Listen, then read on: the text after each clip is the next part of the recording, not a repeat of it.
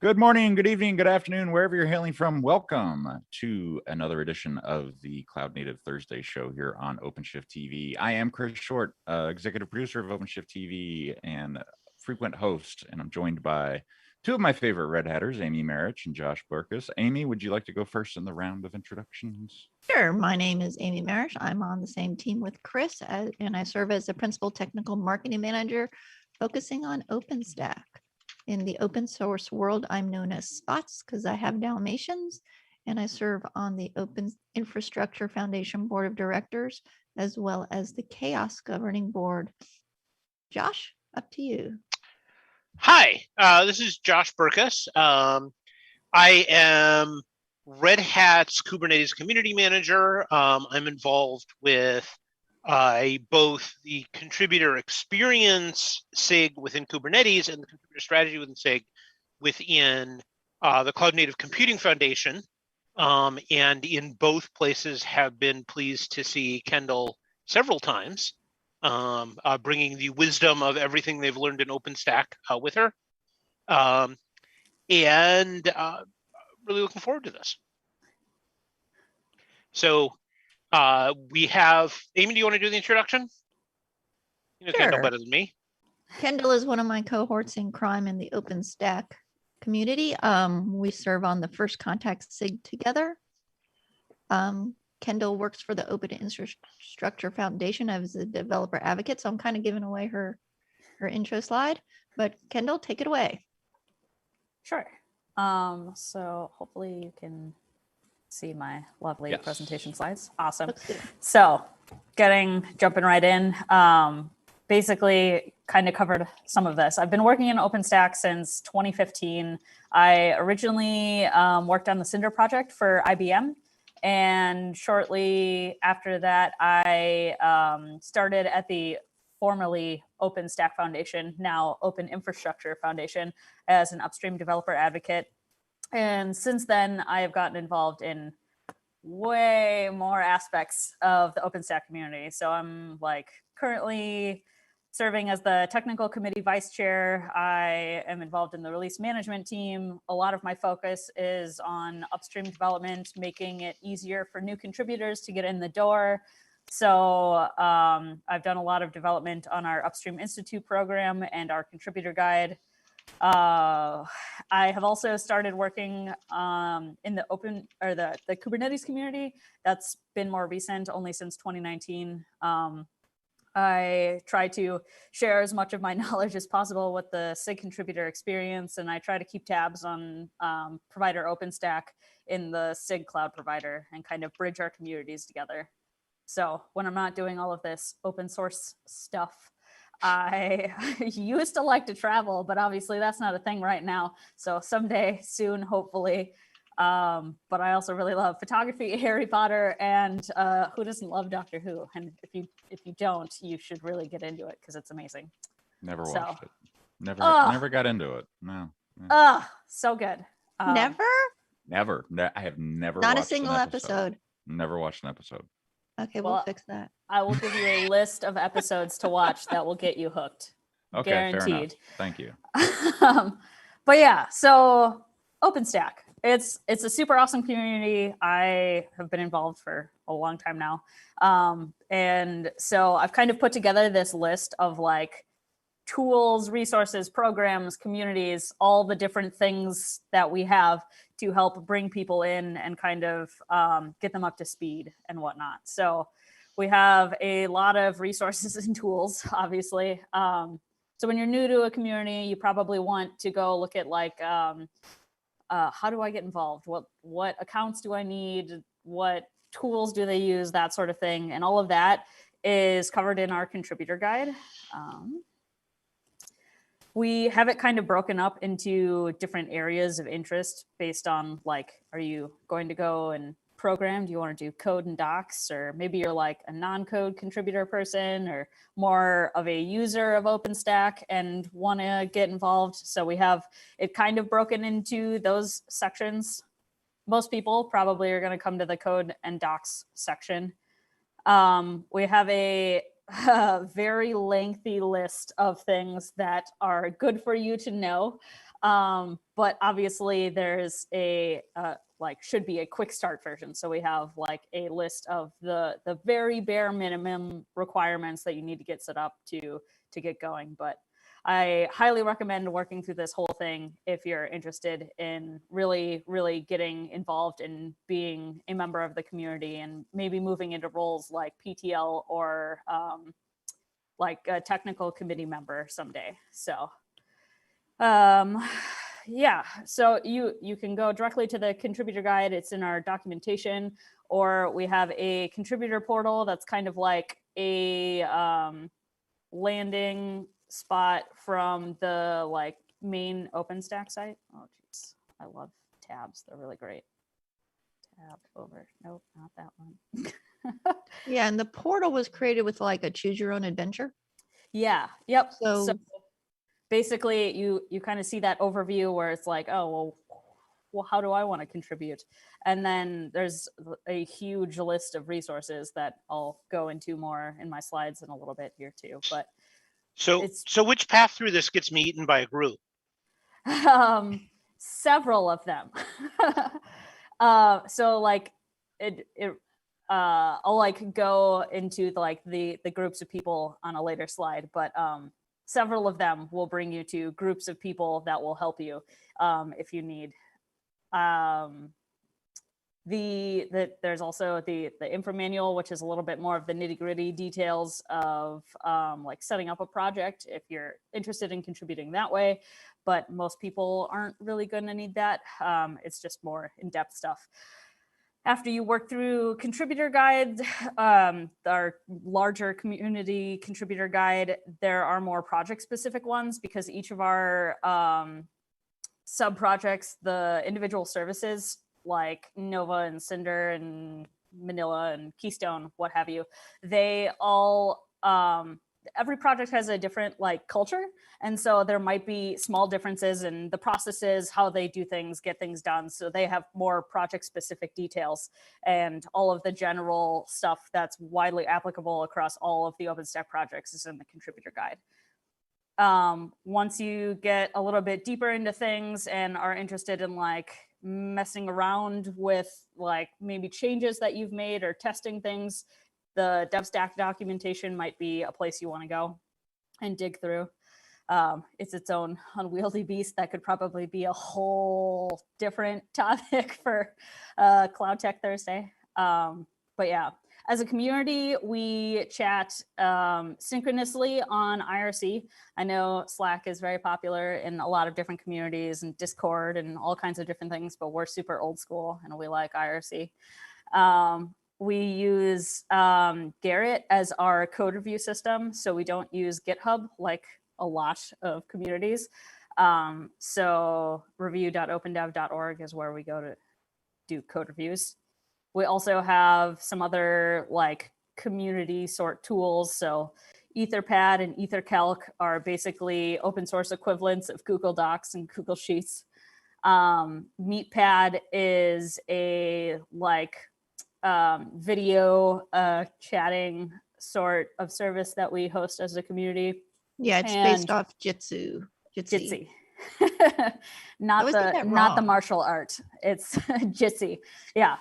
And then Eavesdrop is also very, very helpful.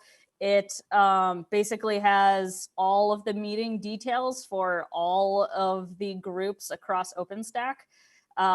When they meet, logs from their previous meetings, the agendas for upcoming meetings. Also in here, you can go and find the IRC channel logs because every single one of our official channels are logged. So if you don't happen to have an IRC bouncer set up, you can keep up to date on what people have been talking about. You can go back and read those logs. They're really handy for referencing things that I don't remember that I said 3 years ago. So all of that is there. And then obviously can't do a whole lot without paste, which is super handy. Man, I don't know why I can't close tabs today. Whatever, not important. Tabs are hard. Tabs are hard. I try to not use many of them. I like keep my, I'm like area. I Very don't want to see my 20 machine. plus. Yeah. Nope. I keep 5 things pinned, and then not normally more than like 6 tabs at a time, because I can't. But yeah, Completely understand. Yeah. it's beautiful. It's so much easier to see things. So moving on from resources and tools, we have like our community groups and channels, which was kind of what Josh was asking before. So this first contact SIG group is roughly the Kubernetes equivalent of SIG contributor experience. We exist to try to help catch all of the newcomer questions. We try to pay really close attention to the like OpenStack mailing lists and make sure that people that introduce themselves and are like, hi, I'm new, where do I start? We respond to them. We also try to monitor various question sites. So like we had ask.openstack.org, which is now read only, but previously we had been monitoring that for newcomer questions, new contributor questions, and we'll also start monitoring like Stack Overflow for new contributor questions related to OpenStack. And that group of people, we all hang out in OpenStack-upstream-institute. That channel is on Freenode at IRC. And the other thing that we, as the first contact SIG, do is manage a list of project liaisons. So a lot of us are involved in different OpenStack services, but if one of us isn't directly involved and can't really give a lot of advice to somebody on, say, QA, like I don't really know a whole lot about the QA project. I know somebody that does work on the QA project, and I will introduce you to them. He is super awesome, but we maintain this list of project liaisons so that if we don't know how to answer your question, we can go and connect you with somebody, and that's this project liaison for that respective OpenStack service. So we try to make sure that there will be somebody to catch you in any project at any step of the way, and help you find the answer to your question or get you started and all of that. Yeah. So Questions? one thing I've found in some other projects is that asking younger developers to get on IRC is kind of a major hurdle. Has OpenStack done? Is it looking at doing things like using repeaters to bring IRC together with some newer, more popular chat mechanism like Slack right now is kind of an obstacle, but Telegram or Discord or something else? People have definitely looked into that. I personally haven't done a whole lot. I started at IBM and they were like, okay, set up IRC. And I was like, okay. and then I did. And now I'm like, I love IRC. It's great.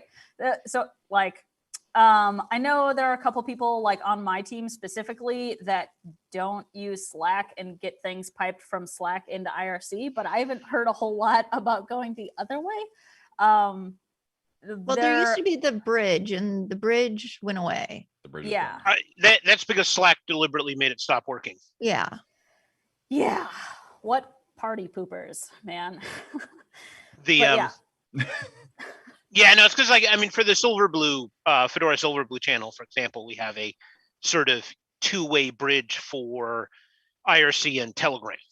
Okay. Yeah. Because Telegram is really popular among the European developer crowd. That's a lot of our user base.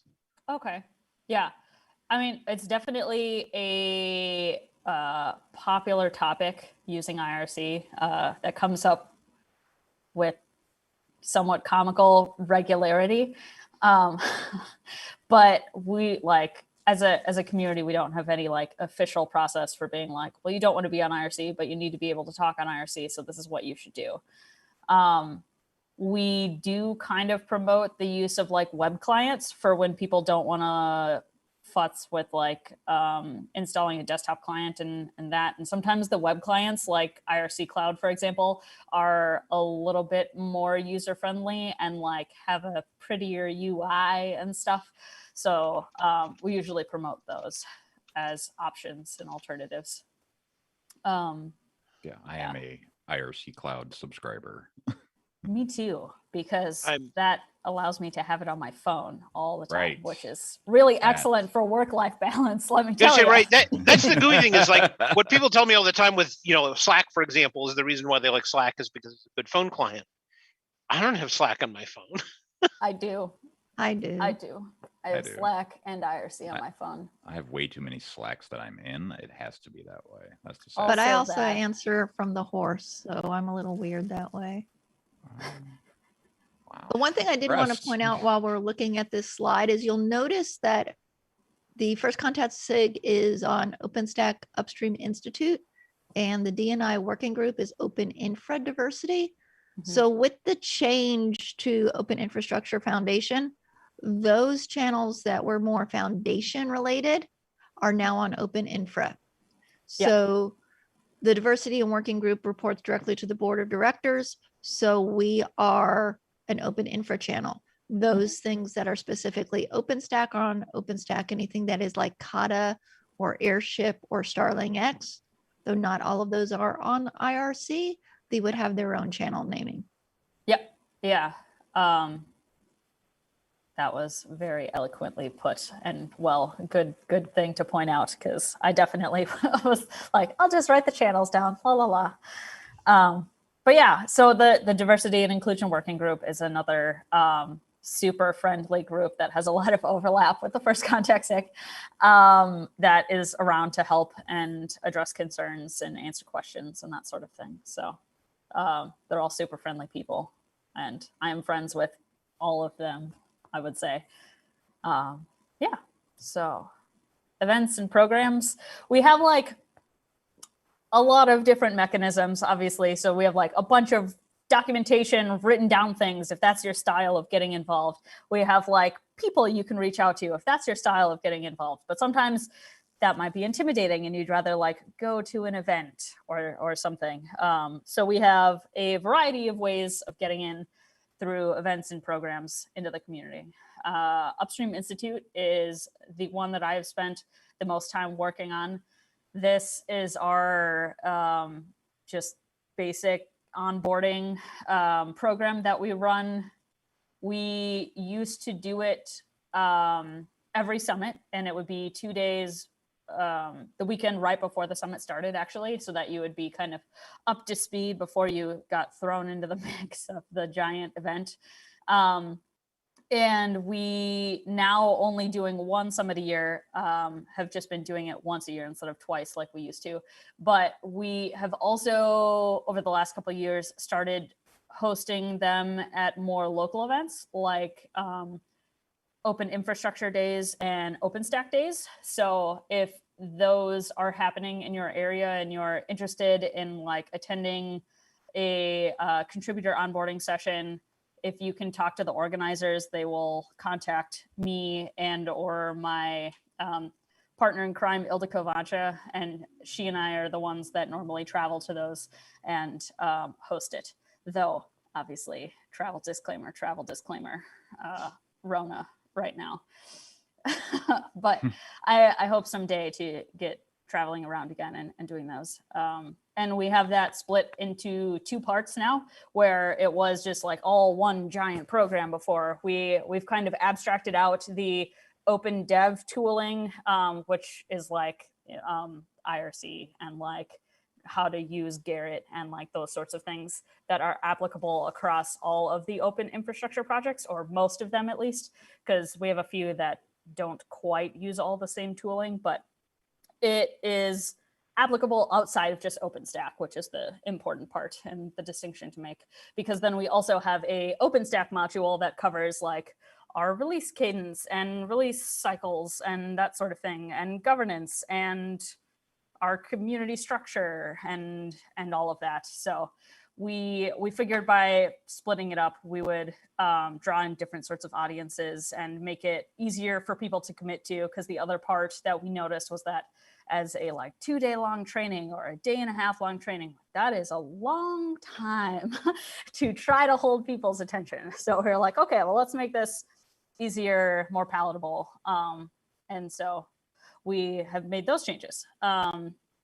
The next thing is like after you've gone through the contributor guide and you kind of know have your stuff set up, if you know what service, what OpenStack service, what project you're interested in being involved in, you can look to see if they're going to be doing project onboarding at the project team gathering that is coming up in April from the 19th through the 23rd. And why don't you explain what the PTG actually is? Yes. So the project team's gathering, the PTG, is a more technically focused discussion, roadmap planning. I don't know how to implement this focused event for our technical teams. So that covers like basically the OpenStack services, but we also have like SIGs and the OpenStack technical committee meeting there as well. And it's basically a place for those teams to meet and have like, well, it used to be face-to-face discussions. It is kind of via video now. And if they need to like work with another team to like get something done, they'll hop over into that video call or that room and go have those discussions. It's a free event, but it's definitely not like a regular conference at all. Yeah, it's a place where we get things done. Yes. So if you're thinking you want to get involved, you know, as Kendall mentioned, there's project onboarding, but say your company wants to work on a new driver. Well, this would be a great opportunity for you to come meet with that team, discuss, you know, your driver, how to get it implemented, what you need to do, and so on, and also get it on their roadmap. So that's the big difference about the PTG is consider it your hands-on working sessions versus something like Summit, which is more presentations and everything else. Yeah. We don't get a whole lot of like marketing folks coming because it's not important for them really. It's like the people that are actually working upstream or like need to get something implemented or fix some bug or whatever. Those are the people that are in these discussions. And maybe some operators who want to get a little more hands-on and know what's going on and ask questions. Mm-hmm. I wanted to get back to it sort of an earlier part, which is because you say things like, if you know which project you want to work on. Mm-hmm. So how do new contributors figure out which project they want to work on? So a lot of times that will be dictated by your company. Like, for example, when I started, IBM was like, you can work on Cinder or Keystone. And I was like, I don't know what either of those are, but I'll go find out. And I ended up working on Cinder. Because they needed block storage help. So I went there. Though, if you don't know what you want to work on, you just want to get involved, we have other resources for that, which I will get to on the next slide through the help wanted list. And like in upstream investment opportunities. So they're like two kind of paths that you might be coming from. Like, you know what you want to work on and you're like, yes, I'm going to go to the PTG and I'm going to join Nova and I'm going to get to know this person and I have this thing that I want implemented. Or you're like, OpenStack seems super cool and I want to get involved and I don't know what to go work on. And so you would, you know, message the first contact SIG or send an email to the mailing list and be like, hey, I want to get involved. I don't really know what I want to work on, but these are my areas of knowledge, things I can help with, whatever. And we have mechanisms for that too, which I'll go into. Yeah, and sometimes it could be like from an operator side, I was working on this and I noticed this issue and I can actually patch it. So then you go on to IRC, you talk to them, you go through the different mechanisms for filling out bugs, which Kendall, you're going to cover that? I'll mention it a little bit. Yeah. So then that's how you get involved in a project. Like I've got patches in probably 5 or 6 projects because a lot of times I go through the documentation and I notice something's wrong with the install guide for them. So then I go and fix a client or I do something else within that particular service. And, you know, so that's how you get involved in a lot of different projects, even though that's not your main project, it's still a project you've contributed to. Yeah. There's no rules that say you can only participate in one project at a time. I have my fingers in many pies, many pies at any given time. So yeah, we definitely encourage, like, if you find something and you know how to fix it, go ahead and do it, and we will help you through that process. So Upstream Institute and the project onboarding at the PTGs are the two more like industry sort paths in, where like you are employed or are doing it as a hobby. And then the last three are more for students at university still. So Outreachy is a program that we participate in that's hosted by the Software Freedom Conservancy, and we've been involved for, I don't know, many years now. Basically, it's an internship program, and every summer and winter, it's funny as I say that, I'm like, but it's different in parts of the world. So every summer and winter for like North America and like this part of the or this Northern part of the hemisphere. hemisphere. Yeah, the northern hemisphere. I was like, this one. No, this one. So for northern hemisphere summer and winter, they run, I think it's like 4-ish month long internships, and they're actually paid internships. And basically the whole point of the program is to increase diversity in open source projects, and also to just like get more students involved in open source in addition to increasing diversity. So I have had a number of interns that have been super awesome, and I am still friends with and like mentor, even though they're like graduated from university now. So it's a really excellent program. Similar to the Google Summer of Code, another North American summer thing. We have participated in this program once or twice, and it's kind of hard to get selected because so many people want to participate. So we usually focus more of our effort on Outreachy, but it's another excellent program for university students to get involved in. And we have partnerships with a couple different universities. If you happen to go to one of these, like Boston University has put out calls to the OpenStack community for work for various classes where they want people to get involved in open source projects, and various like senior design courses as well. I have a group of 3 seniors at Boston University right now that are working on the OpenStack SDK.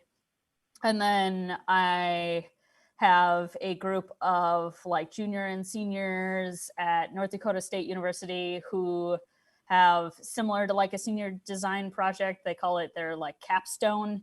And they're also working on the OpenStack SDK. I have funneled all of them. I have a whole team of minions working on the SDK right now. But yeah, so we've tried to grow those relationships, and I look forward to this list being longer in the future. Though I only have one of me, so would love more help mentoring as well.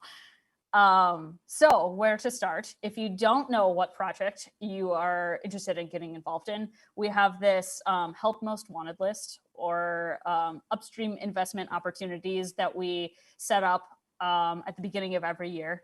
And basically we outline 2, 3, 4 areas within OpenStack that could really use extra hands. And we have descriptions of those. So one of our focuses over the last release or two has been around policy and policy defaults. And so like that was one thing that we put on this list. We really could use more QA, quality assurance developers, as could everybody, I imagine. But yeah, so we keep this list up to date. We go through it every year, and we try to be like, these are 3 areas. If you have if a company has somebody that is has the time to work on an open source project, and you just don't know where to put them, you don't really care what project they're working on, please come to this list, and we would love help in any of these areas. Yeah, so these are for like major initiatives, right? Like, yeah, you know, these are bigger things. The ad support for, you know, some new public cloud. Yeah. Yeah, these investment opportunities are more long-term focused as opposed to like a small little thing, which I will get to. It's further down the list on my slide. But yeah, they're more like I have 50% of my time to work upstream on a project and basically have free range to do whatever I want. This is a list that would be good for you. So yeah, and community goals were listed on there. The OpenStack community, with the direction of the technical committee, sets community goals every release cycle. And where's the list here? Down here. Basically, we have like priority things that we want to get done, and we want to get them done by the end of the release. So for our current one that we're working on, Wallaby, which ends in like a month already. Jeez. The two focuses have been more of that policy stuff that I mentioned earlier, and also moving Oslo root wrap to Oslo proof step. Thrilling stuff, but basically they're things that aren't as like shiny as a new feature, but things that we really need to get done as a community across all of the OpenStack services. So we try to draw attention to those. So if you have maybe a few extra cycles to spare and want to help with one of those community initiatives, but don't want to do something from the community investment opportunities, then maybe that's the path for you. This last bullet point I have about the low-hanging fruit tag. So that is the very small, easy places to get started.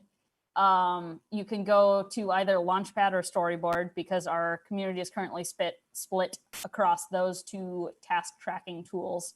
You can search for that tag, and it will bring up a lengthy list of easy to get started on bugs or tasks. Usually this test is weird, or this documentation is wrong, there's a typo here, that sort of thing. So it kind of helps you get your feet wet in and maybe make a connection with somebody that can give you some bigger piece of work. Or maybe after you get a few of those things done, you're like, okay, maybe I'm ready to help with one of the community goals, or I'm actually going to go and become focused on the policy stuff in one of the upstream investment opportunities. Or maybe you see a bug that, you were kind of interested in previously, but you didn't have the confidence to do. So now you're going to go ahead and take that bug. Yeah. And another good place to start is documentation. If you see something wrong in the documentation, catch up. They're always welcome. So presumably low-hanging fruit, that's the same thing as GitHub's good first issue, yeah? Yes. Yeah. That is the equivalent. Correct.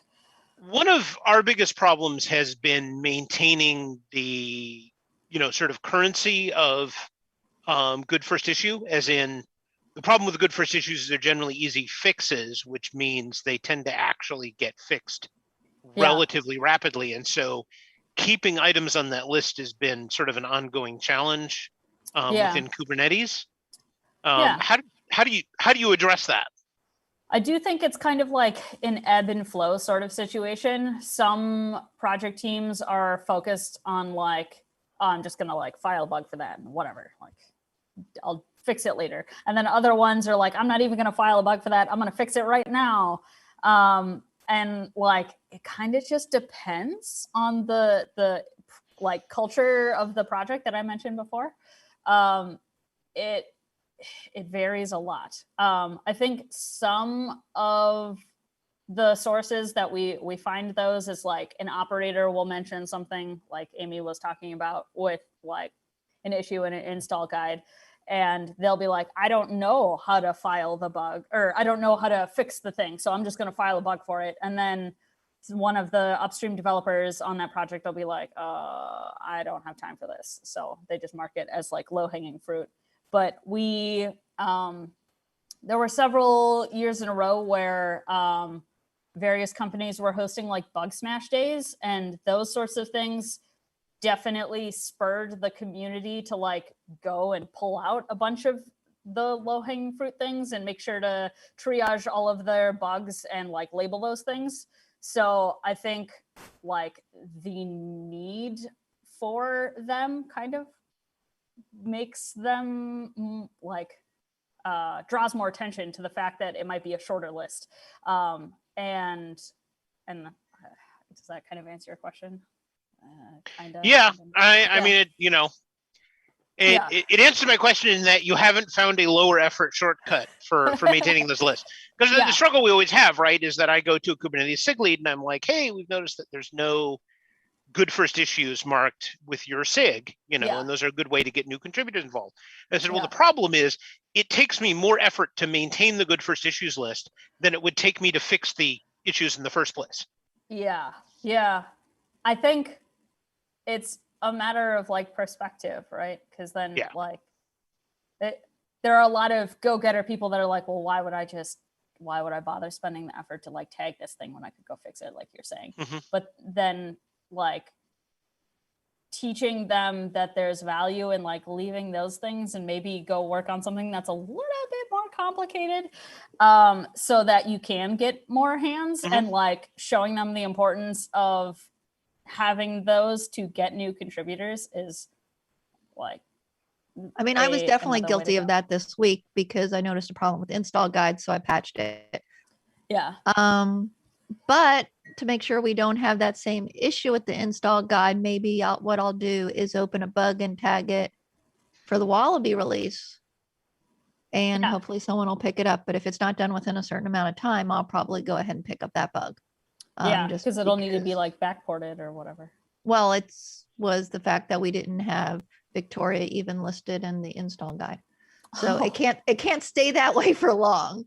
But yet again, it was a very easy bug that someone else could have picked up. But the fact that we hadn't updated that documentation was just, I got to get this done versus trying to find someone. So I'll take it on myself to go ahead and open up a proactive bug. And if we don't have it done within a week of the release, I'll go ahead and do the bug. Yeah. Definitely perspective helps with those sorts of things, being like aware, but not everybody's like that. We all think differently. Well, it's honestly, when I found there's a problem, it's more of an effort thing. It's not that they don't understand why it's useful to have good first issue stuff. It's just not, it doesn't end up anywhere in the top 7 priorities. Yeah. I think that's where the things like the bug smashes that we used to have kind of like force that priority periodically. And then like when you do that, like in our case, not all of the low-hanging fruit or good first issues would be solved. And so you'd like have a little bit of a backlog for a while, and then like that thing would come around again. And then it definitely helped to have that like on a cyclic sort of pattern.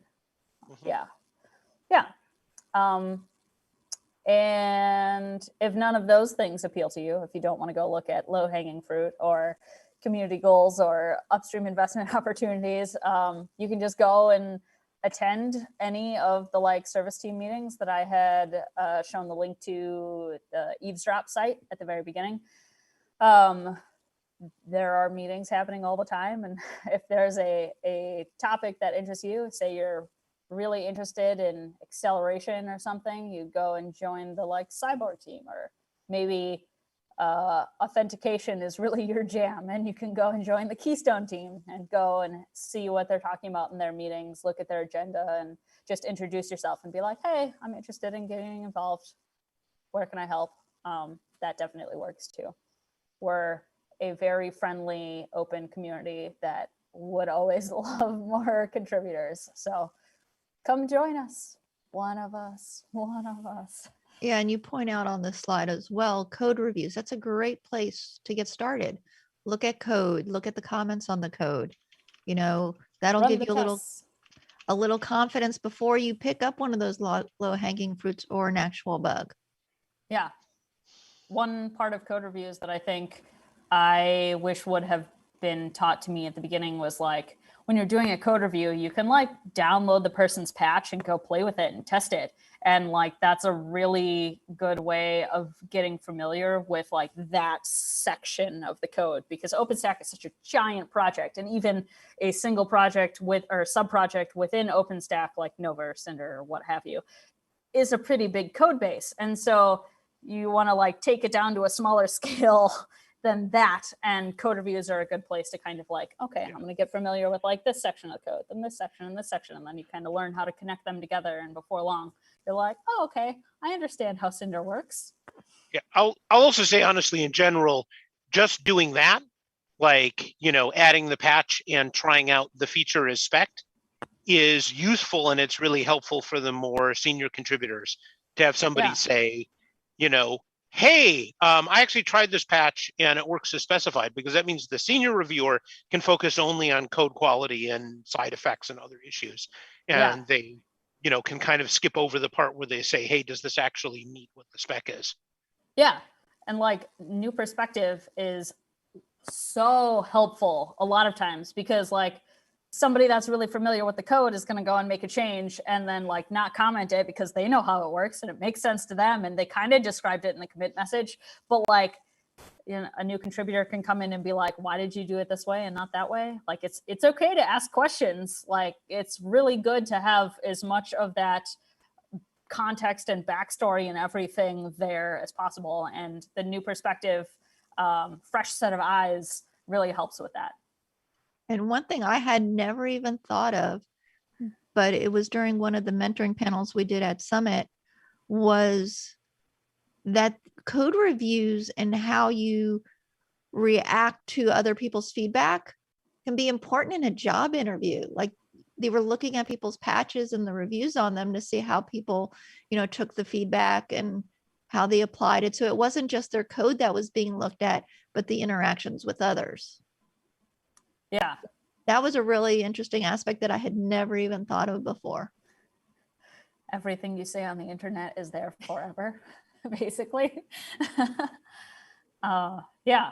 So code reviews are another great place to start if you prefer going in that way. There are so many different paths into every single open source community, and we do our best to pay attention and support new contributors on every single one of them. But sometimes things get lost, and we like, it's an ongoing improvement cycle and struggle. And if you have any feedback on anything, any of the things I've talked about today, please let me know. If you think something's great or garbage, let me know.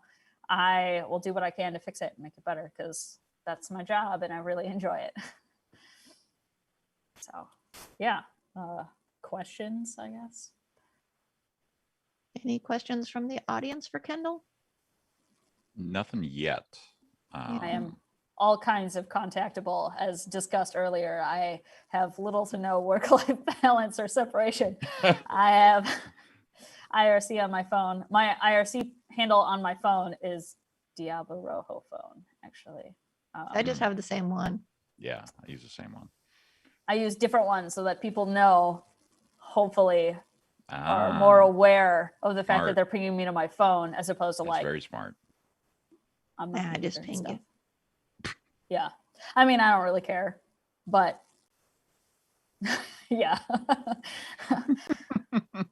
It's there for acknowledgement or not, and I'll probably reply or whatever.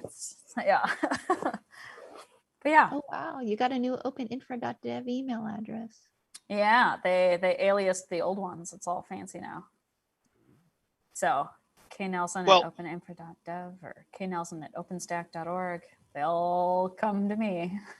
Yep. So I have some discussion topics here. Sure. The one of the things I was going to ask you is, you're pretty aware of also what we're doing within Kubernetes. Yeah.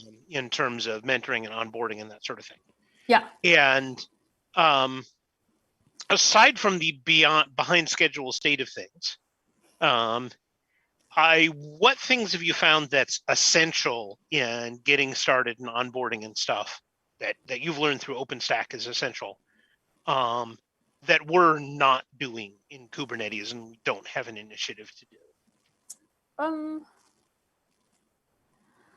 Oh, that's kind of a tough question. Are you doing Upstream Institute? I know Yeah, they have a new at the contributor workshop. conferences, y'all have started doing the speed mentoring, which Yeah. is something we started. Everyone Yeah. seems to be doing that nowadays. And I find those extremely helpful when I do mentoring at those. Now, the interesting thing is while those are really popular, the mentoring programs themselves kind of go stagnant. You know, the within community mentoring programs. So we had actually switched from our one-to-one to more of a cohort, which is more what Kubernetes was doing, hoping that that would relieve some of the pressure on the mentors. But again, we just really didn't seem to get picked up with that. So I think mentoring for all the communities is still something that we all need to work on. You know, it's great outreachy, Google Summer of Code, Google Summer of Docs, those things are paid.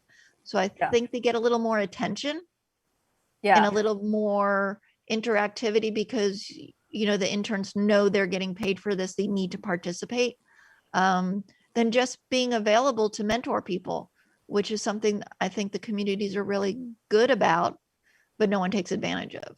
Well, I think simultaneously having a clear timeline that are given by Outreachy and the Google Summer of Code and those other university partnerships that OpenStack has, because it's you start this day and you end this day. That's very clear and there's a nice neat bow on it for both the students and the mentors themselves. Because for example, the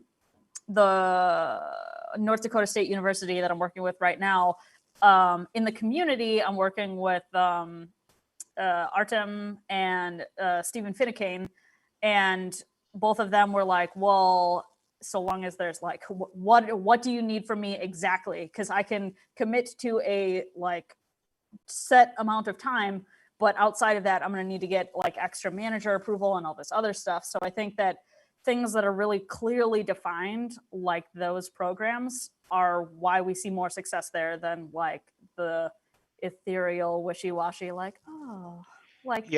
on your own timeline, la la la sort of thing, which is great for some people, but it's really hard to keep that sustainable because it is very well, maybe it's still happening or maybe it's not, and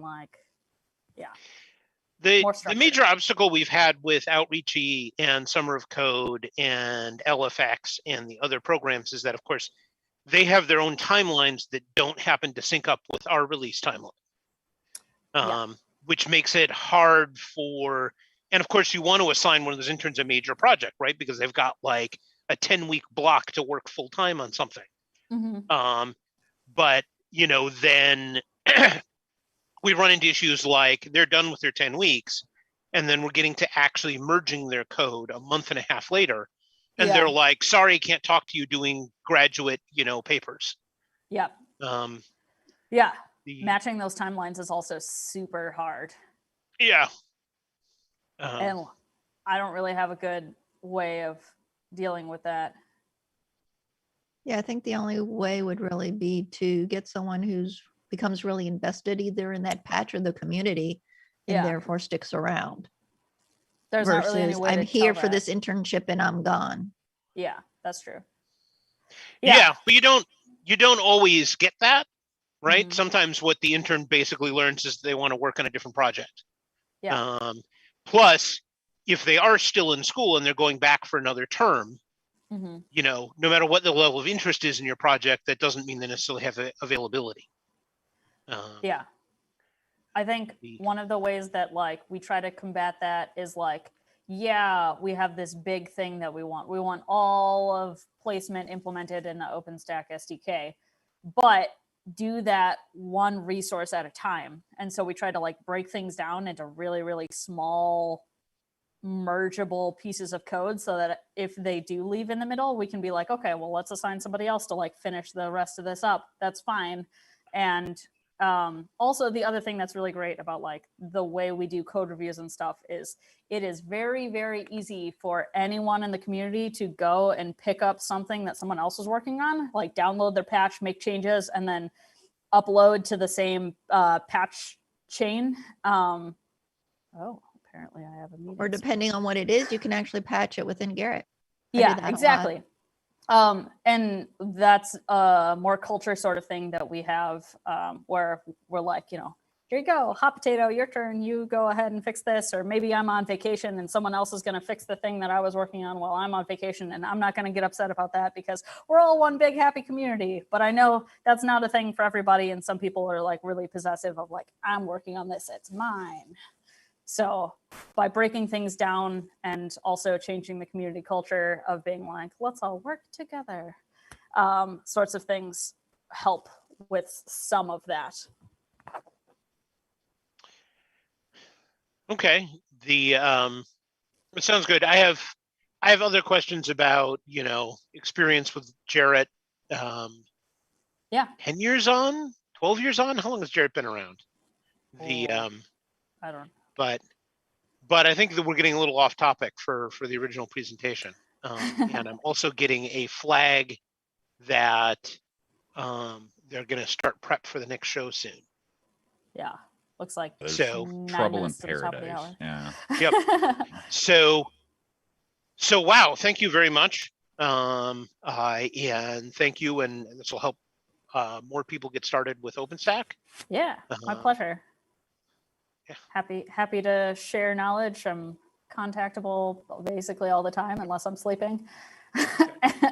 And yeah, thanks for having me. Thank you. And 2 weeks from now, our next show, we will be introducing a brand new cloud native project called Scribe, which is automated replication-based reliability for your Kubernetes cluster. So come and learn all about that project 2 weeks from today. And we will see you then. Amy, Awesome. last thoughts? No, just want to thank Kendall for joining us at the last minute. We really appreciate that. Our previous speaker that we were asking to talk about InfraWatch was unable to attend. So I pinged her on Monday. So I really do appreciate her coming and joining us today. I made my slides like less than 12 hours ago. It's great. Yeah, Awesome. happy to help. That's Thank the you. joy of open source and OpenStack. Yep. Thanks, everyone. Thank you. Thank you.